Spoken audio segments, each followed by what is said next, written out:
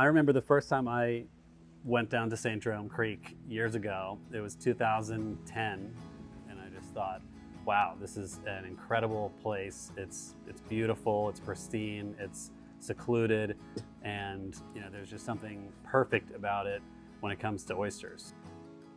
St. Jerome Creek is the nautical center of the Chesapeake Bay. So it's kind of like the heart of the Chesapeake Bay, and that really comes off in the flavor of the oyster. So every year we raise millions of baby oysters at the farm, and when they're ready to go out in the water, we plant them in cages that have feet on them that hold the oysters up off the sea floor, and periodically we pick them up and tumble them to help shape the shells and clean them off a little bit, and then we replant them back in the water for further growth, or we harvest them and send them up to our restaurant in Baltimore.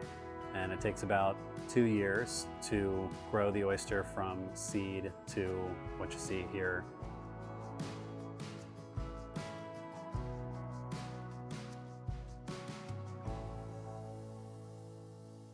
Twice a week, our team harvests the oysters from the farm in St. Jerome, and we send them up on a truck to the restaurant here in Baltimore. And then I shuck them. And then I cook them. That's one of the great things about this restaurant is how fresh the oysters are. We bring them straight from the farm, straight from the source, and there's nothing like eating a fresh Maryland oyster. It's an incredible experience, and it's one that I think is unique. The restaurant was just a natural next step and a natural extension of the farm and what we were doing, shucking oysters on the streets of Baltimore.